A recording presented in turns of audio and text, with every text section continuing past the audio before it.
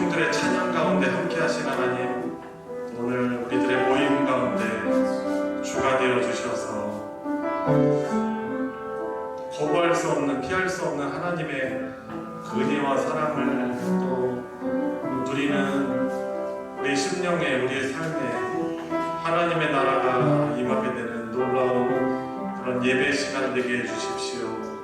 예배자로 하나님이 기뻐하시는 믿음의 예배자로 서로 인도자인 저를 위해서도, 저의 성령 충만을 위해서도 기도해 주시고, 한 분도 빈손으로 또 빈 마음으로 돌아가는 자 없도록 하나님 은혜를 갈구하는 기도를 합심해서 하도록 하겠습니다. 같이 기도하시겠습니다. 하나님 감사합니다. 부족하지만, 자격 없지만 주의 은혜로 이 자리에 나왔습니다. 주님, 우리를 영원토록 하나님 앞에 의롭게 서게 하는 주님의 십자가의 보혈을 은혜만을 의지하며 나옵니다. 저의 마음, 저의 생각, 저의 입술을 주장하여 주시며 예수님과 하나님의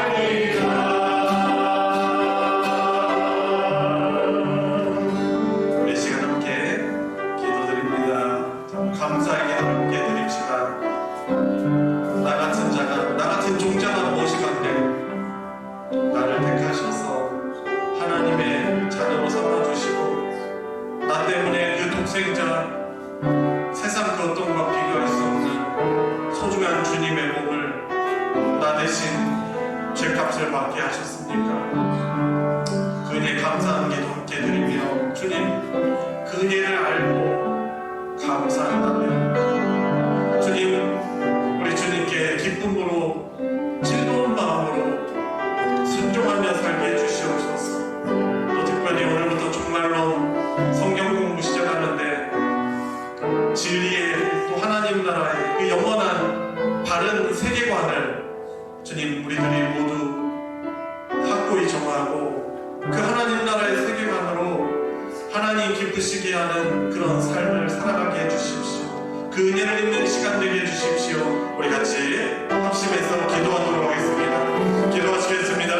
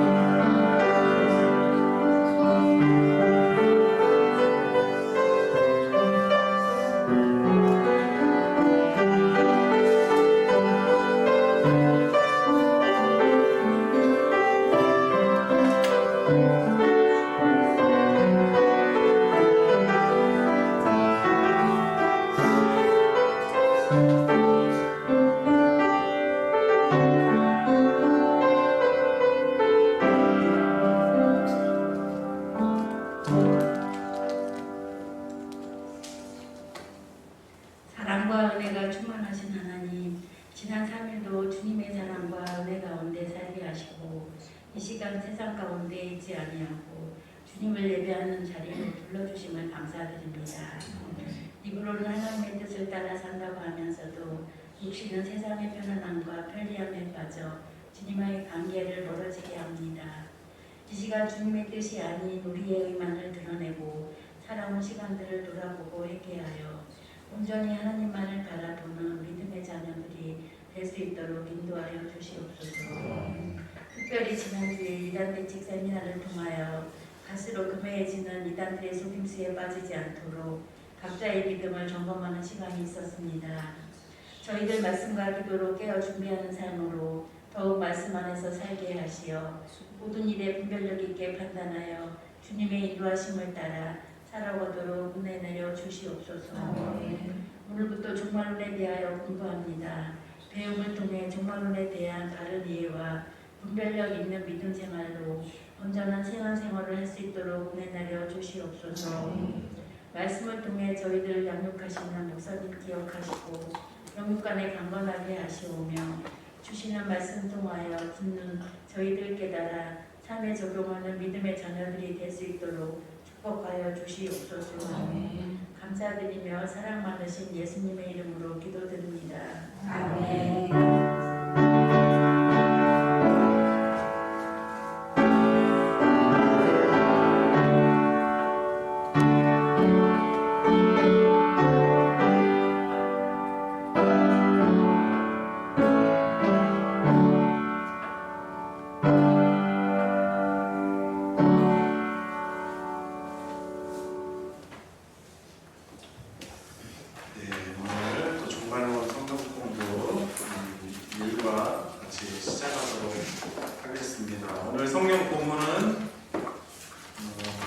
교재를 펴보시면은 계시록 22장 13절은 교재에 나와 있으니 직접 펴보셔도 괜찮고요.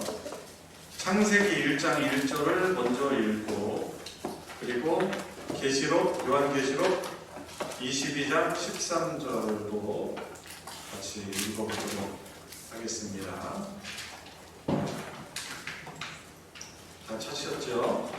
우리 함께 읽겠습니다. 시작. 태초에 하나님이 천지를 창조하시니라. 아멘. 요한계시록 22장 13절 시작. 나는 알파와 오메가요 처음과 마지막이요 시작과 마침이라. 아멘. 네, 오늘부터 종말론 이 성경에서 하나님이 우리들에게 계시하여 주시는 정통, 이단 사역이 아니라 성경에서 말씀하는 진리의 그런 세계관, 특별히 종말론에 대해서 이제 다루려고 합니다. 이게 종말론 하면은 약간 부담이 있죠. 그 단어 자체부터 해서 종말 이렇게 하니까 좀 느낌이 그렇게 썩 즐거운 느낌은 좀 들지 않고, 그리고 종말론 하니까 약간 좀 조심스러운 느낌도 있어서 또 어렵게 막연한 어려움으로 느껴져서 좀 잘 다뤄지지 않는 그런 주제라고 좀 생각이 됩니다. 그런데 이제 이 종말론이 왜 이렇게 중요하냐면, 이 종말론에 관한 하나님이 우리에게 보여주시는 하나님 나라에 대한 그 세계관이 우리 안에 그 세계를 바라보는 그런 프레임으로 뼈대로 올바르게 정해져 있을 때, 이제 이 프레임을 통해서 우리는 세상에 일어나는 현상들이나 이런 것들을 올바르게 해석을 할 수 있어요. 그래서 성경에서 하나님이 우리들에게 주시는 이런 종말론에 대한 성경적인 진리를 우리가 잘 담고 그 프레임을 가지고 있어야만 우리가 이 마지막 때라고 하는 이때에 우리의 신앙이 이제 흔들리지 않고 하나님이 원하시는 그런 뜻대로 우리가 순종하며 살아갈 수 있는 것입니다. 그래서 그런 차원에서 이 종말론은 우리의 그 바른 세계관을 갖추게 하는 아주 중요한 그런 주제이고, 또 어떻게 보면 우리가 종말론을 다시 언제 또 정리할 수 있을 건지 모르잖아요. 그죠?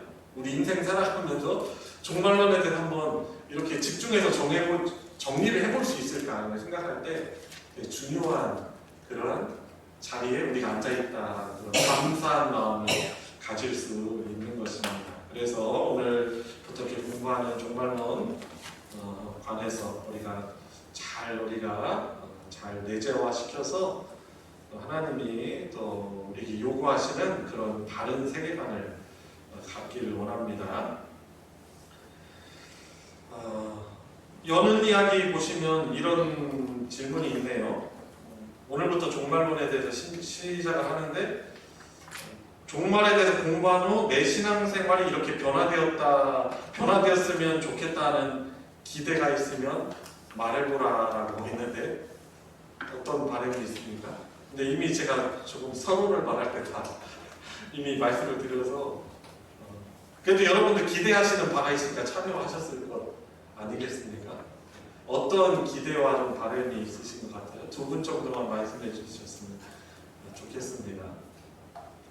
조영만 원사님은 좀 어떠세요? 종말론 공부하면서 어떤 기대하는 바와 바람이 있으십니까? 그냥 종말론 하면 막연하게 이렇게 다가오는 게 있었는데 좀 정확한 그런 공부를 하고 싶어서.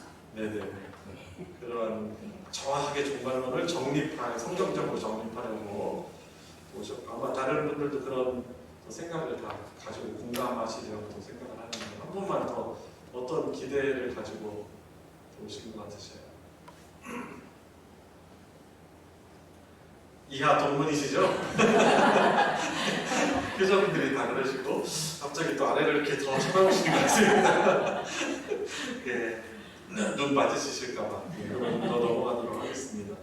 정확하게 또 잘 대표해서 말씀해 주신 것 같아요. 자, 내용 살피기에 들어가도록 하겠습니다. 자, 역사는 목적을 향해 가고 있다라는 그런 주제입니다. 조혜영 집사님부터 한번 읽어주세요. 성경은 직선적 역사관을 제시합니다. 반면 불교는 끊임없이 순환하는 역사를 주장합니다. 그들은 윤회를 믿습니다.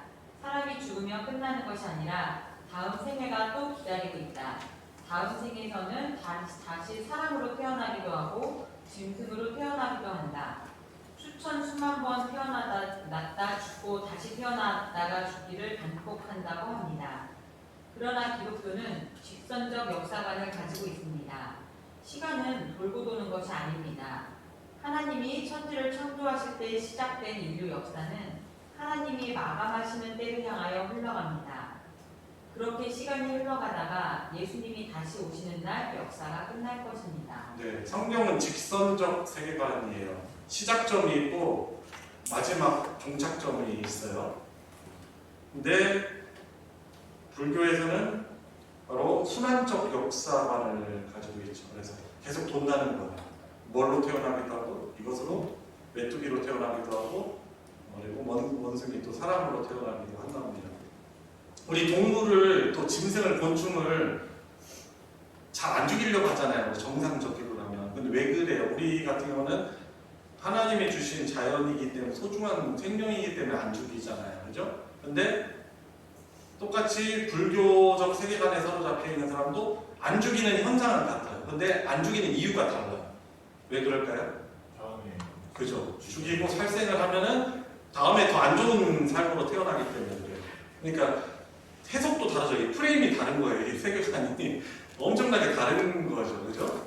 우리는 하나님이 만드신 귀한 창조물이기 때문에 그래서 우리는 균형을 위해서 또 존중해서 또 사랑해서 하지 않지만 너무 다른 것입니다. 자, 이와 같은 우리 기독교의 그런 성경은 우리에게 어떤 세계관을 제시한다고요? 직선적 세계관을 제시한다는 것입니다.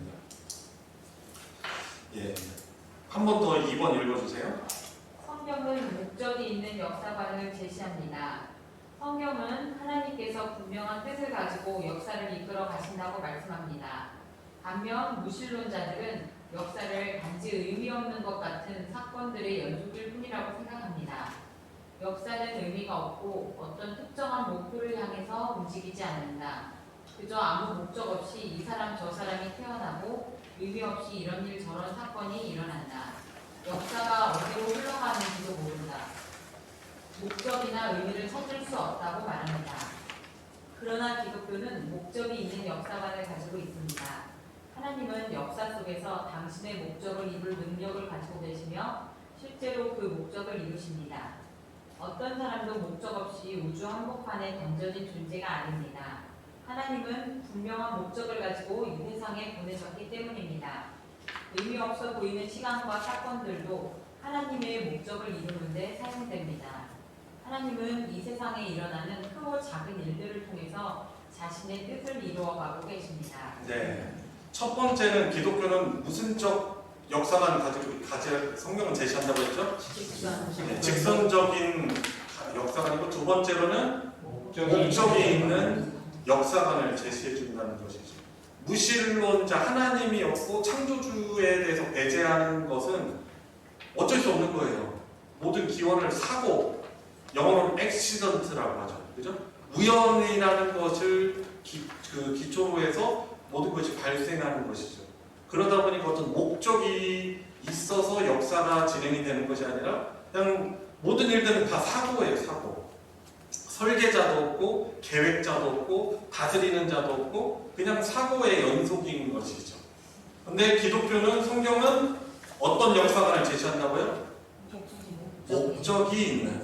목적이 있는 역사관. 이게 왜 중요하냐면 우리의 인생도 우리의 사람도 결국 어떤 조물주의 창조주의 어떤 목적 가운데 있다라는 것이 전제가 되는 것이죠. 그럴 때.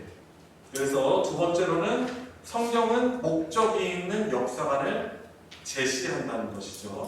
자, 세 번째 정권사님 읽어주세요. 성경은 구속사 중심의 역사관을 제시합니다. 하나님은 온 인류를 창조하시고 기뻐하시는 뜻대로 다스리십니다. 그 중심에는 죄인들을 구원하시는 구속 역사가 자리 잡고 있습니다. 하나님은 하나님을 제외한 채 인간을 위한 인간의 나라를 세우려는 바벨탑의 시도를 언어를 혼잡하게 하심으로 깨뜨리셨습니다. 그리고 아브라함을 부르셔서 이 제약된 세상 한복판에 하나님의 나라를 세우셨습니다. 그의 후손으로 이스라엘을 이루시고 그들에게 하나님과 하나님을 섬기는 법을 알려주셨습니다. 이스라엘의 후손으로 오신 예수님께서 자기를 희생하셔서 구속을 이루셨습니다. 그 아들을 믿는 자마다 제사함과 구원을 얻는 복음이 온 세상에 전해지고 있습니다. 하나님은 구원받은 성도와 교회를 통해 죄인들을 구원하고 세상을 변화시키고 계십니다. 네, 그렇죠. 그리고 오실 예수 그리스도께서도 우리의 구원을 완성해 주시고 하나님의 나라를 완성하시기에 오시는 것이죠. 그래서 성령은 구속사 중심의 역사관을 제시하는 것이죠. 그러니까 하나님이 우리의 구원을 위해서 일하시기 때문에 성경은 모든 역사들이 그냥 일상으로 일어나는 어떤 부의 힘의 논리에 의해서 이루어지고 흘러가는 역사가 아니고 하나님의 구속사 중심으로 세계관을, 역사관을 제시하고 있는 것이죠. 자, 그래서 이제 세 가지 이렇게 성경은 어떤 역사관을 우리에게 제시해 주는지 우리가 살펴보았습니다. 그래서 점검을 하는 것이죠. 질문 1. 순환하는 역사를 믿는 불교와 달리 성경은 어떤 역사관을 제시합니까? 직선적 역사관입니다. 근데 이 직선적 역사관은 뭐와 무엇이 있죠? 시작과 끝이 있는 것이죠. 이런 직선적 역사관을 제시합니다. 두 번째, 목적 없는 역사를 믿는 무신론자들과 달리 성경은 어떤 역사관을 제시합니까? 목적이 있는 역사관입니다. 근데 어떤 목적일까요? 누구의 목적? 그죠. 하나님 역사 속에서 하나님의 목적을 이루시고자 하는 목적이 있는 역사관이에요. 내 목적 아니에요. 주어가 중요한 거예요. 누구의 목적? 하나님의 목적인 거죠. 하나님의 목적이 있는 역사관이라고 할 수 있는 것입니다. 세 번째, 성경은 무엇을 중심으로 한 역사관을 제시합니까? 그죠. 구속사 중심의 세계관. 구속사가 뭡니까? 예수님이 각주고 사서 우리를 구원하셨다. 그죠. 죄인인 우리를 구원하시는 구속사라고 바로 지금 말씀하신 그거죠. 죄인을 구원하시는 구속사 중심의 세계관을 성경은 우리에게 알려주고 있는 것입니다. 그래서 성경은 어떤 역사관을 우리에게 말해줄까? 멀리 떠올리시면서 한번 정리를 해보시면은 잘 잊어버리지 않을 것입니다. 자, 역사에 영향을 끼치는 세 존재가 있습니다. 안장로님 읽어주세요. 역사에 영향을 끼치는 세 존재가 있습니다. 1. 사람은 역사를 이끌어갑니다. 역사는 세상에 사는 사람들이 행한 일들과 인간 세계에 일어난 의미 있는 사건들로 이루어집니다. 그러므로 사람은 역사를 이끌어가는 중대한 요인입니다. 어떤 사람들은 인류 역사를 궁극적인 방향으로 나아가게 합니다. 탁월한 지혜와 통솔력을 소유한 사람이 여러 나라들을 통일하기도 하고 뛰어난 의학자가 진정을 치료하는 약을 개발하여 사람들의 삶을 크게 향상시키기도 합니다. 어떤 사람들은 인류 역사를 부정적인 방향으로 후퇴시키기도 합니다. 히틀러처럼 어떤 사람들은 인종을 차별하고 사람들을 살상하여 인류를 불행하게 합니다. 물론 어떤 특출한 사람만 역사를 움직이는 것은 아닙니다. 한 사람 지식과 성향과 의지가 합해져서 거대한 흐름을 형성합니다. 그 결과 역사가 긍정적인 방향으로 발전하기도 하고 부정적인 방향으로 퇴보하기도 합니다. 이처럼 사람에 의해 인류 역사가 발전하기도 하고 쇠퇴하기도 하기 때문에 불신자들은 역사를 오직 인간이 행하고 이룩한 것이라고 생각합니다. 그러나 그리스도인은 역사를 단지 인간들의 삶의 기록만 보지 않습니다.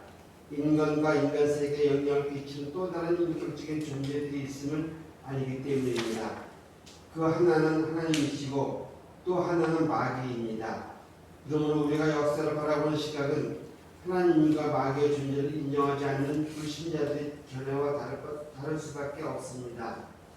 그래서 우리는 표면적으로는 사람들의 행한 일들을 보이지만 이면에는 하나님과 마귀의 영향력이 있음을 의식하고 역사를 바라봅니다. 네. 그래서 역사에 영향을 끼치는 세 존재가 있는데 첫 번째로는 사람이라는 거죠. 그래서 우리가 돌아봐도 그렇죠.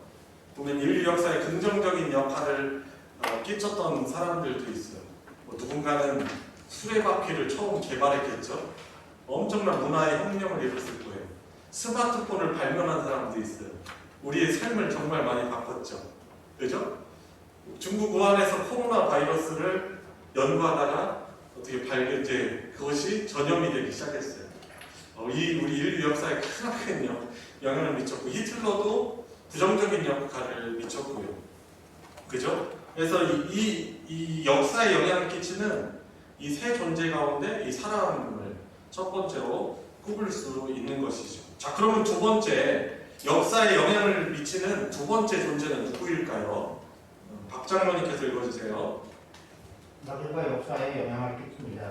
공중의 권세자인 자인 마귀는 사람들을 제식케하여 인간과 인간 세계를 파괴했고 지금도 파괴하고 있습니다.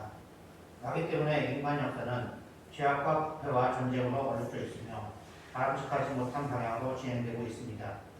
마귀는 하나님을 반역한 후부터 이 세상에 자신의 나라를 세우기 위해 일합니다. 에덴 동산에서 사람을 타락하게 만든 후부터 지금까지 하나님이 지으신 사람과 세상을 파괴하는데 혈안이 되어 있습니다. 사람들을 미혹하여 하나님을 거역하게 하고 사람과 사람 관계를 어그러지게 하고 하나님이 세우신 가정과 교회와 국가를 무너뜨립니다. 갈등과 다툼과 전쟁을 일으켜 서로를 미워하고 죽이게 합니다. 인간성을 파괴하여 불법이 폐탄 사회, 사랑을 잃어버린 나라를 만들도록 부추깁니다. 하나님이 세우신 거룩한 질서와 윤리를 공격하여 순리를 영리로 쓰게 합니다. 하나님께 나아가는 사람들을 막아서고 믿음에 선 사람들을 흔들어 배교하도록 합니다. 지도자들과 백성들의 마음을 움직여 건전한 교회와 성도들을 박해합니다. 복음을 변질시켜 거짓 교리가 성행하게 하여 사람을 구원받지 못하게 하고 하나님 나라의 건설을 방해합니다. 그 결과 인간 세상은 죄악이 가득하게 되었습니다. 물론 사람 스스로 악을 행하고 하나님을 거역한 것은 분명한 사실입니다.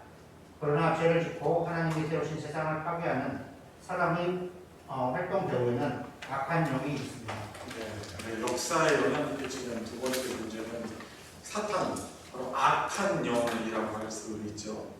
우리가 이 자리에 계신 분 대부분 복음의 기초를 같이 공부했는데 이제 복음의 기초가 이제 특징이 하나님 나라 관점으로 좀 복음을 다룬 부분이었잖아요. 거기에서 이제 우리가 이런 내용을 배웠을 거예요. 하나님의 꿈이 뭐냐? 하나님의 꿈은 뭐예요? 하나님의 나라라는 말이죠. 그죠? 하나님이 창조하신 그분의 형상을 따라 창조한 우리 인간들이 그 하나님의 나라에서 영원 복락 안식을 누리는 그 삶을 하나님은 살기를 원하시는 거죠. 그래서 하나님의 꿈은 하나님의 나라예요. 그러면 이 사탄의 꿈은 뭘까요? 반대로 하나님의 꿈을 저해하려고 하는 거죠. 뭐겠어요? 하나님의 나라를 그죠, 파괴하고 와해시키려는 거죠. 그래서 11페이지 밑에서 5번째 줄 보니까 뭐를 방해한다고 말하고 있어요? 하나님 나라의 건설을 방해합니다. 사람들을 구원받지 못하게 하고, 그리고 이제 중간에도 11페이지 중간에 보면은 미혹해서 하나님을 거역하게 하고 사람과의 관계를 어그러지게 하고 하나님이 세우신 가정과 교회와 국가를 무너뜨립니다.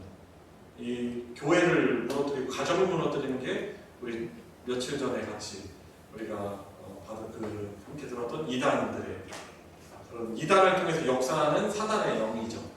목적 결국 하나님의 나라를 파괴하는 거예요. 가정이라는 하나님의 나라, 교회라는 하나님의 나라, 이 국가, 건전한 국가라는 이 나라들을 무너뜨리려고 하는 것이죠.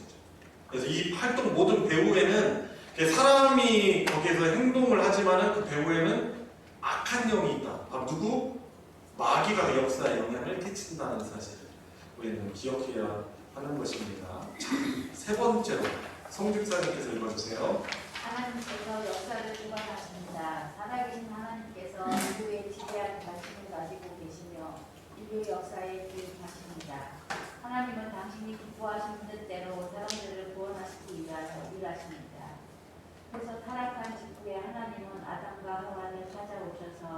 여자의 후손을 보내셔서 마귀를 제압하시고 사람들을 구원하시겠다고 약속하셨습니다. 그 약속대로 하나님은 일하고 계십니다. 마귀는 사람들을 재짓게 하고 온 세상을 죄악으로 가득 차게 했지만 하나님은 노아를 택하시고 의롭게 하시고 심판에서 구원하셨습니다. 마귀는 사람들을 충동하여 하나님 나라를 건설하려고 바벨탑을 쌓았지만 하나님은 그들을 흩으시고 대신 아브라함을 불러 하나님의 나라를 세우셨습니다. 마귀는 바로 왕을 부추겨 이스라엘을 핍박했지만 하나님은 그들을 애굽에서 건져 구원하셨습니다. 마귀는 이스라엘로 하여금 하나님 대신 이상들을 섬기게 했지만 하나님은 이방 나라를 통해 이스라엘을 괴롭게 하셔서 더러운 것을 버리고 하나님께 돌아오게 하셨습니다. 마귀는 사람들을 동원해서 하나님이 보내신 구원자를 미워하고 죽이게 했지만 하나님은 그들이 저지른 문제를 통해서 세상을 구원하시는 놀라운 일을 이루셨습니다. 지금도 마귀와 세상은 하나님의 역사를 방해하고 있지만 하나님은 그들의 방해까지도 사용하셔서 당신의 나라를 세워가십니다. 이렇게 하나님은 마귀 범죄를 통해서도 당신의 뜻을 이루십니다.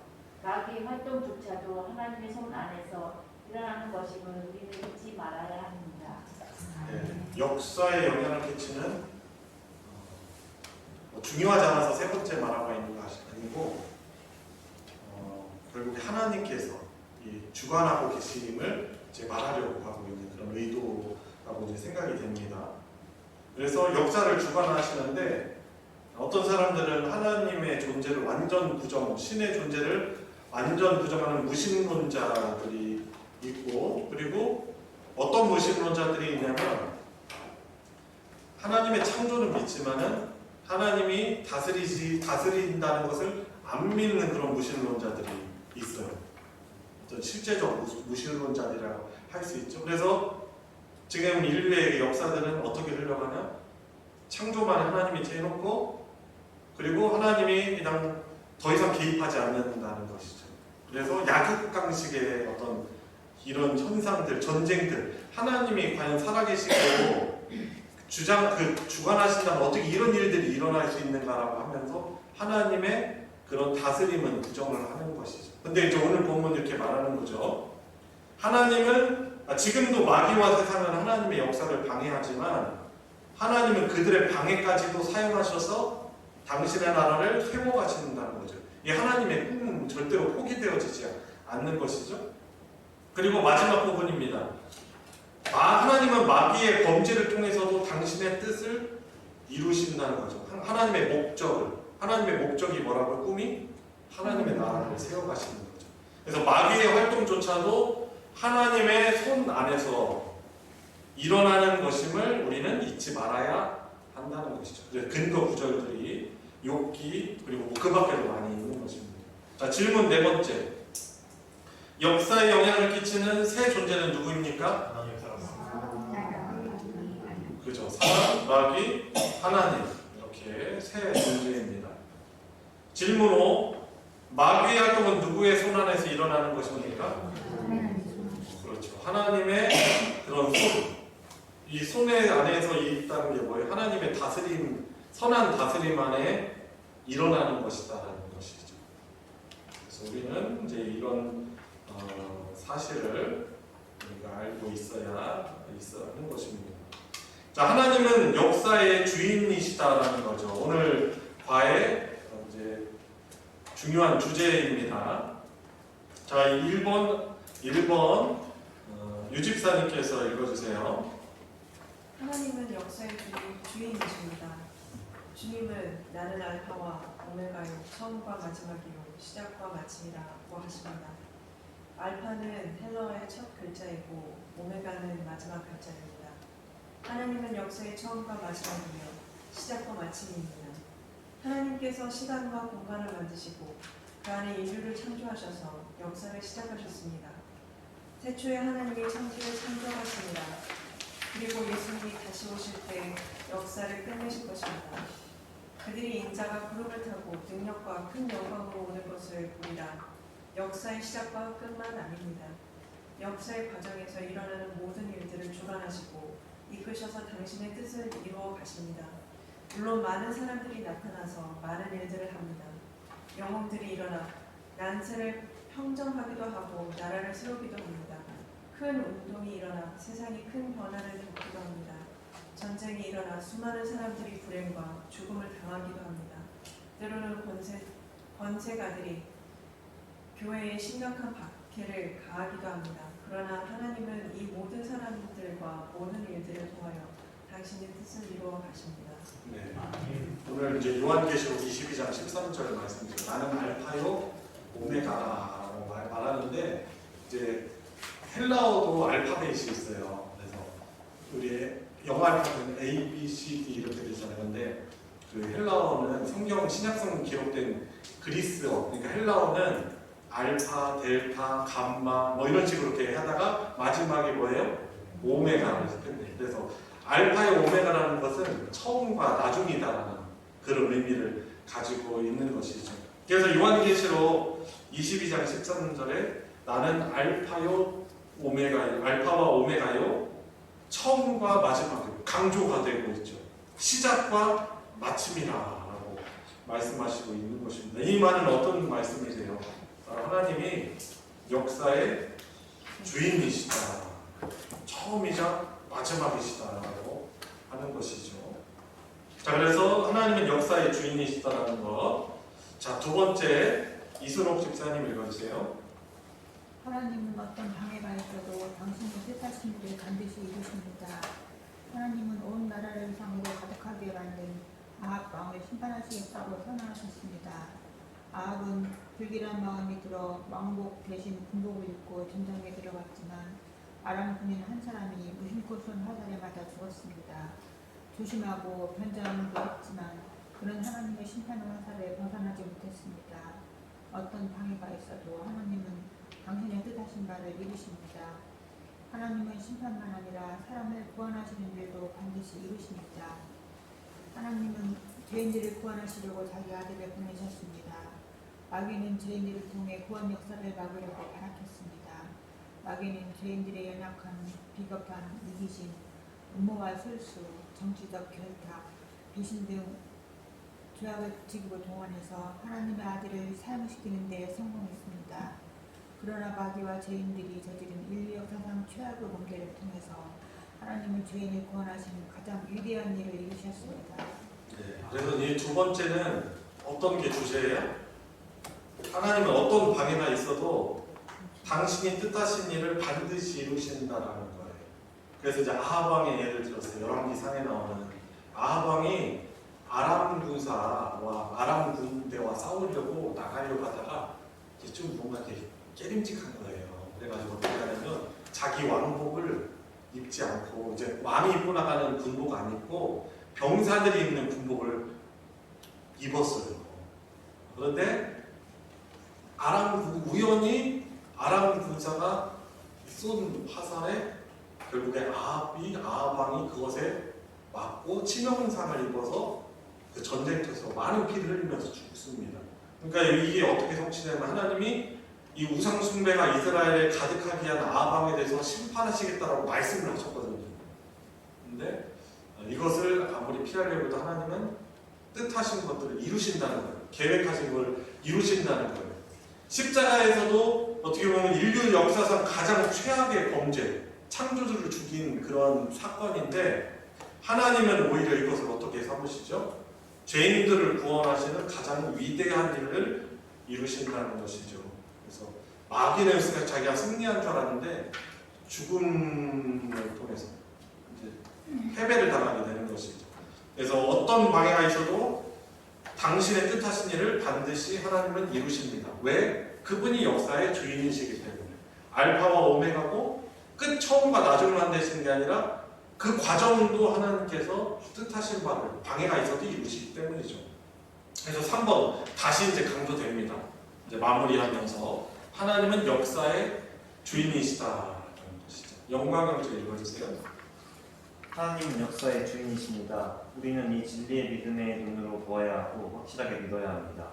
사람들이 역사의 정면에 서서 국가를 부정적인 방향으로 이끌어가도 우리는 그 모든 일을 통해 당신의 뜻을 이루어가시는 하나님을 믿어야 합니다. 온 세상을 죄짓게 만드는 마귀의 충동과 영향력까지도 하나님이 허락하시는 분량과 기간만큼만 허락되는 것이라는 사실을 믿어야 합니다. 바울 사도는 자신이 감옥에 갇혔지만 도리어 그것이 복음 전파의 진전이 된 줄을 알라고 하였습니다. 그 감옥에 갇힘으로 감옥 안에 있는 간수와 죄수들이 복음을 듣게 되었고 감옥 밖에서는 복음을 담대하게 전하는 사람들이 생겨났기 때문입니다. 그래서 바울 사도는 자신이 자유로울 때보다 감옥에 갇혔을 때 더 아름다운 일이 일어난다고 기뻐하는 것입니다. 하나님은 범죄를 가지고도 위대한 일을 이루시고 심각한 고난을 통해서도 교회를 세워가시는 놀라운 분이십니다. 그래서 우리는 바울 사도처럼 깊도다 하나님의 지혜와 지식에 풍성하며 그의 판단은 헤아리지 못할 것이며 그의 길은 찾지 못할 것이다 라고 감탄하고 찬송합니다. 우리는 참으로 역사의 주인이신 하나님께 우리 자신과 가정을 다 맡길 수 있습니다. 주님이 세우신 교회이니 주님께서 붙드실 것을 믿고 나아갑시다. 복음이야말로 사람들을 구원하는 유일한 능력임을 믿고 세상에 복음을 전합시다. 이 일에 적극적으로 참여하여 하나님의 나라를 세우시는 주님의 도구로 쓰임을 받는 성도들이 되시기를 바랍니다. 그래서 우리가 이런 세계관을 가지고 있으니 우리 어떻게 하나님이 하실 거라는 거죠. 그죠? 하나님이 그 목적을 이루시는 거죠. 나 개인을 통해서 우리 가정을 통해서 하나님 우리 가정에 복 주시는 일을 이루실 거예요. 근거가 누구예요? 내가 아니라 주인이신 하나님이시고 그리고 우리 교회가 어렵다 하지만은 그것 때문에 우리가 막 기죽거나 힘이 빠져 있는 것이 아니라 하나님은 그분의 놀라운 복을 우리 교회를 통해서 행하실 거야. 있고 우리는 순종하는 것이죠. 나라가 여러 가지로 어둡지고 그 현상들이 부정적이지만 그래도 우리는 그것 때문에 우리가 비관주의에 빠질 것이 아니고 기도하면서 하나님 그래도 더 어려운 때도 일으키셨는데 하나님 은혜 주실 거야. 이런 기도하면서 우리가 감사하며 나가야 되겠죠. 여기 16페이지 제일 위에 범죄를 가지고도 위대한 일을 이루신다라고 말하는데 오해하면 안 돼요. 그럼 내가 범죄자가 되면 그래도 위대한 일을 이루신 이거는 잘못된 것이죠. 우리는 오히려 하나님의 이런 선한 길을 알면 순종하는 자들로 살아가겠죠. 그죠? 자, 역사의 주인은 질문 6번 역사의 주인은 누구입니까? 하나님이시다라는 것이죠. 마귀도 아니고 우리 사람도 아니고 서로 처음과 나중 되신 분 태초에 하나님이 천지를 창조하셨느니라 바로 창조주 하나님이시며 다스리시는 주님이신 하나님이신 거죠. 자, 질문 7번에 어디에 표시를 해야 됩니까? 그죠? 사람이 방해할 때 하나님의 뜻은 어떻게 됩니까? 반드시 이루어집니다. 사람의 반대에도 마귀의 방해에도 반드시 이루어진다는 것이죠. 자, 1번 적용 질문. 오늘 공부를 통해서 역사에 대해 새롭게 배운 것이 있으면 말해봅시다. 어떤 부분을 좀 새롭게 발견해 볼 수 있으셨나요? 좀 새롭게 어떤 부분 깨달은 것이 있다면 아니면 새롭게 하기보다도 다시금 더 확신할 수 있게 된 내용들이 있으면 어떤 내용들이 있으십니까?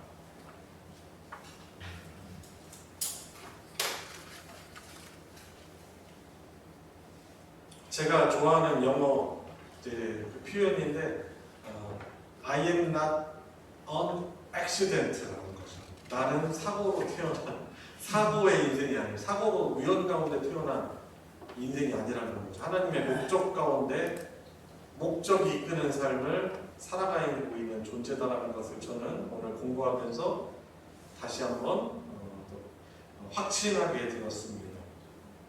또 어떤 부분들 있으십니까? 오늘 같이 하시면서 성준 형제 지난 주일날 급발진해가지고 되게 부끄러워하고 미안해하더라고요. 저는 참을 수 없어요. 아는데 똑같은 일이랑 똑같이 할 거예요. 안 변해요. 성격은 안 변해. 근데 이제 어쨌든 이제 사실 그 주일날 얘기 나왔던 거 같은데 비슷한 것 같아요. 저는 이제 너무 열이 받아서 목사님이랑 스파링 한번 하고 싶었지만 이제 저희 성냄이 어쨌든 이제 목사님이 의도하신 대로 예가 된 것 같아가지고 그걸 좀 알게 되고 나서는 그렇게 기분 나쁘진 않더라고요. 근데 그런 것처럼 저는 원래 악은 완전 악이라고 생각하거든요. 그건 절대 뿌리 뽑을 수 없다라고 생각하는 주의예요. 왜냐면 제가 태어난 게 사창가고 태어났을 때부터 사람 죽는 거, 장기 나가는 거, 뭐 여자들이 이렇게 몸 파는 걸 태어났을 때부터 쭉 봐왔기 때문에 이제 그것들이 변하지 않는 걸 제 눈을 봤고 뭐라면 뭐랄수록 공적으로 더 탄압할수록 더 눈치로 쓰는 것도 봤고 제가 그 일의 관리자를 해보기 때문에 그러니까 이제 악한 곳에서 얼마나 사람이 상상할 수가 없는 끔찍한 일이 일어나는지 저는 제가 직접 봤고 제 주변에 그런 사람들이 정말 잘 아는데 이제 어쨌든 그거를 볼 때마다 되게 가슴이 아프고 소망했거든요. 그 친구들을 어떻게 대해야 될지 공부하면서 어떤 소망은 생기는 것 같아요. 어쨌든 역사를 주관하는 건 하나님이 내 힘은 안 되고 기도합니다. 하나님 그런 악들, 존재하는 악들 있잖아요. 그죠? 악의 악을. 그렇지만 하나님께서는 그런 결국에 그런 모든 악들을 없애시고 하나님의 꿈들을 이루실 것이죠. 심판이 왜 심판이냐면 왜 하나님이 심판을 하세요? 왜 심판하죠? 모든 악에 대해서 제하시려는 하나님의 하나님 나라를 위한 공의 실현인 것이죠. 그래서 이런 부분들 우리가 알고 그럴 때 우리가 좀 두려워해야 하는 부분이 있어야 돼요. 하나님의 심판을 두려워하는 것도 복음에 참여하는 것이에요. 하나님 사랑이신데 은혜로우신 분이신데 우리가 막 죄에 빠져 살면 안 되겠죠. 한 분 더 나눠주시겠어요? 오늘 공부하면서 또 어떤 부분을 좀 생각하게 되는가. 영광 형제는 어떤 부분을 좀 생각할 수 있었나요? 네. 그 역사가 정해져 있다고 하잖아요. 그래서 제 인생도 아마 정해져 있을 거고. 어떻게 정해져? 그러니까 그 역사 흘러가는 대로 하나님이 정해져 있을 테고. 하나님의 목적에 따라 이루어져 간다는 거죠. 그래서 근데 이제 그렇게 생각하면은 이미 정해진 인생이니까 그냥 대충 해도 되겠다라는 생각이 들 수 있는데 그런 것보다는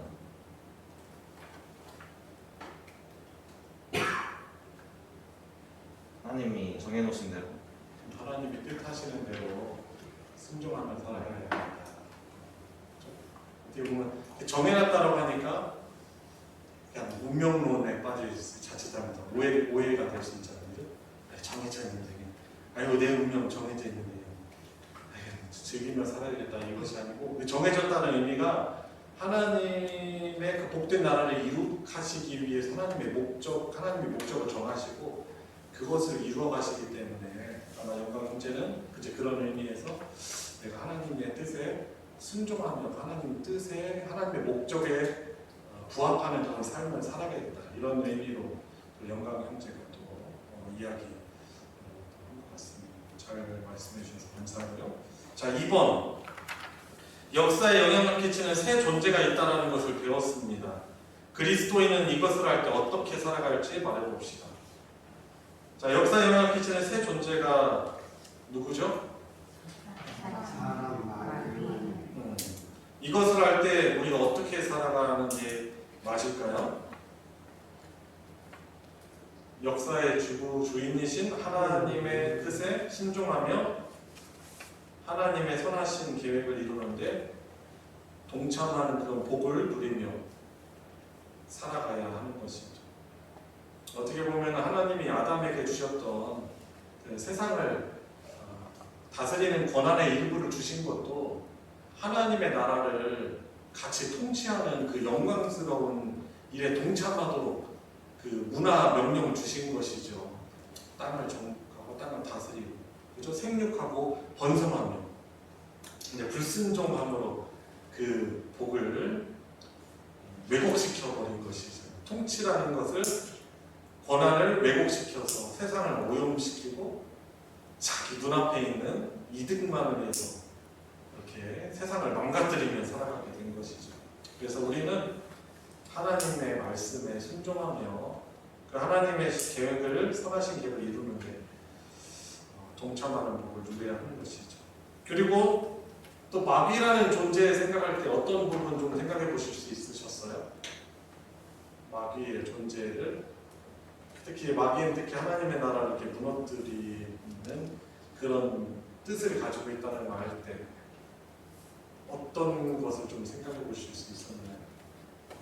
마귀의 영향력이 문화에도 있고 어떤 세상적인 콘텐츠에도 정말 많고 우리 사람들이 가장 많이 보는 넷플릭스, 음악, 뮤비 같은 거 이렇게 잘 보면 되게 이제 하나님 대적하는 내용도 많고 아이브의 11이라는 뮤비가 그래요. 선악과를 따먹으면 되게 내가 다채로워진다는 그런 중심의 내용이 요즘 아이돌 여가수 중에 진짜 그룹에 아이브라는 그룹이 있는데 거기에 노래 중에 이런 가사가 있는 거죠. 이번에 범죄도시 3랑 가디언즈로 갤럭시 3를 봤는데 범죄도시 3도 이제 그 교회 집사가 십자가가 달려 있어요.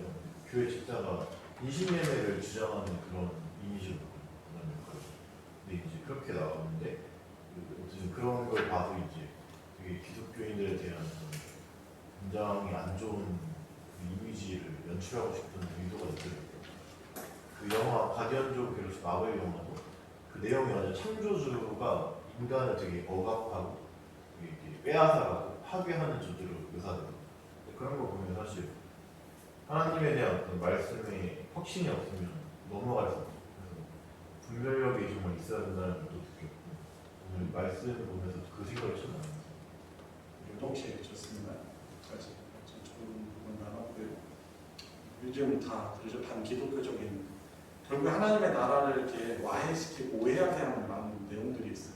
요즘 막 유행하는 그 세계 유명한 팝송 중에서도 뭐 제목이 뭐예요? Fucking Christian? 그죠? Fucking Christian 해가지고 저기 크리스찬인데 자기 마음대로 살아가는 거예요. 오늘은 어느 여자와 만날까? 아니 좀 그런 내용들이에요. 그래가지고 크리스찬이나 뭐 세상 사람이랑 똑같다라는 그런 좀 비아냥거리는 그런 노래인데 그게 너무 유명해진 것이죠. 여튼 이제 모든 문화들을 우리가 보면은 마귀가 이 하나님의 나라의 하나님과 하나님의 백성과 이 세계의 어떤 것에 대한 왜곡적인 시각을 줘서 하나님의 나라를 무너뜨리려고 하는구나. 우리 하나님 나라 백성으로 살아가게 하는데 기운을 빼는구나. 이런 거 알고 우리가 참 분별력, 성경제 얘기하는 것처럼 흔들리지 않게 우리가 분별력 있는 삶을 살도록 늘 하나님의 뜻을 구하는 방법을 합니다. 어떻게 보면 하나님이 이 마지막 때에 우리에게 준 복된 선물이 뭐예요? 선물그러니가 뭐예요? 성경 아니겠어요? 그죠? 흔들리지 않고 하나님 나라 백성으로 살아가도록 이런 은혜가 저와 여러분들에게 있기를 바랍니다. 우리 같이 합심해서 기도하도록 하겠습니다. 우리 안에 하나님께서 이 모든 역사의 주인이시다라는 하나님의 주권을 인정하며 또 마귀 사탄의 방해에도 또 흔들리지 않도록 또 우리를 이렇게 와해시키려는 많은 문화적 요소들이 있습니다. 성준 형제가 말한 것처럼 여기에서 분별력을 주십시오. 우리가 이것과 완전 동떨어진 삶을 살아갈 수 없습니다. 그러나 우리에게 분별력 주셔서 요셉의 고백처럼 내가 하나님께 어떻게 득죄하겠습니까? 죄와 선을 분간하며 하나님께 순종하는 구별된 그런 하나님의 백성으로 살아가게 해주십시오. 그런 내가 되게 해주시고 우리 자녀들에게 그런 믿음 주시고 분별력 주시고 우리 교회가 그런 분별력을 가진 하나님의 나라가 백성으로 살게 해주시고 하나님 역사의 주관자이시니 걱정과 염려 우리를 엄습하지만 그때그때마다 하나님께 나아가 엎드리고 하나님께서 용기 주시고 힘 주시는 간구를 하며 하나님이 주시는 그런 믿음의 힘을 가지고 믿음으로 승리하는 하나님의 백성 되게 해주십시오. 우리 같이 합심해서 기도하도록 하겠습니다. 하나님 아버지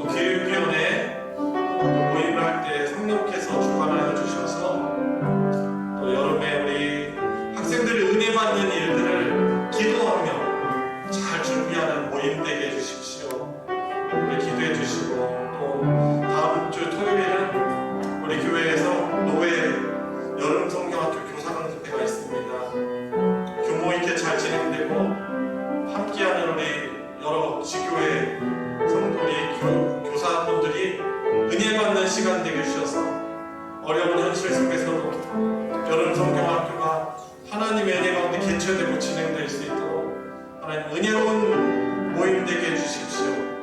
위해서 우리 다음 세대 들 위해서 우리 함께 기도하도록 하겠습니다. 기도하시겠습니다. 하나님 아버지, 주님의 은혜와 은혜를 주시옵소서. 주님 은혜 풀어주셔서 주님 준비되고 계획되는 이런 모임들이 하나님 해주셔서 기도하는 모임 되게 해주시고 하나님을 소망하며 하나님이 어떠한 분이시며 어떤 일을 주시는지 주님 잘 전할 수 있는 주님 좋은 힘을 얻을 수 있는 은혜를 얻을 수 있는 그런 시간 될 수 있도록 은혜를 불러주시기를 주님 간절합니다. 우리의 특별한 시간을 제공해 주시고 은혜와 인식이지만 은혜를 위해서 또 필요한 영혼들을 보내주시고 주의 공동장을 그렇게 하나님의 사람을 불러주시기를 해주시옵소서. 우리 마지막으로 기도하겠습니다. 우리 건강이 연약한 가족들과 우리 자녀들과 교우들을 위해서 기도해 주시고 특별히 오해경 원사님 어머니 이제 100세 가까우신데 요즘에 많이 또 건강이 좋지 않습니다. 또 치매 증상도 오셨다가 또 잘 못 드시기도 하고 다행히 좀 며칠 전부터 회복이 좀 되셨다는데 하나님께서 은혜를 베풀어 주셔서 오해경 원사님 지치지 않고 하나님의 사랑을 경험하는 또 귀한 기회가 되게 해달라고 우리 여러 가지 기도 제목을 위해서 마지막으로 기도하도록 하겠습니다. 기도하시겠습니다. 하나님 주의 은혜를 구합니다.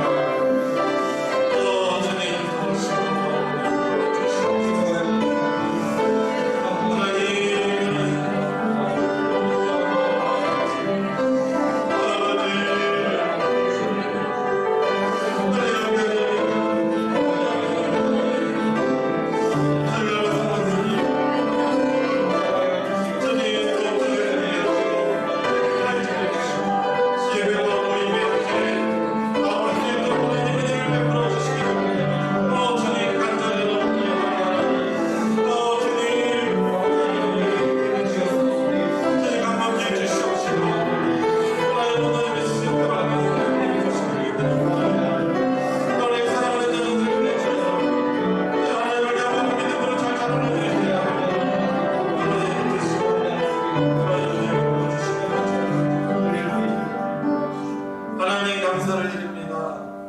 오늘 역사의 주관자이신 하나님에 대해서 더욱더 깊이 있게 또 진중하게 또 성경에 나와있는 바탕을 가지고 주님 하나님이 이러하신 역사의 주관자이시다는 사실을 주님 다시금 확신하게 해주시니 감사를 드립니다.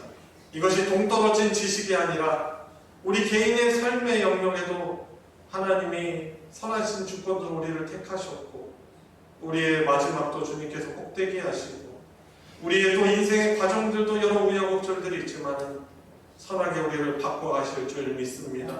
이것을 할 때 우리가 더욱더 하나님의 진리의 복되신 말씀에 그럼 우리를 하나님의 복된 통치 안에 살아가게 하는 하나님의 말씀에 기쁜 마음으로 즐거운 마음으로 순종하는 삶을 살아가게 하여 주시옵시고 이런 바른 하나님에 대한 지식이 우리의 삶을 올바르게 인도하게 해주시고 주님 살아가면서 많은 우리를 넘어뜨리는 여러 현상들과 모습들, 아픔들이 있습니다.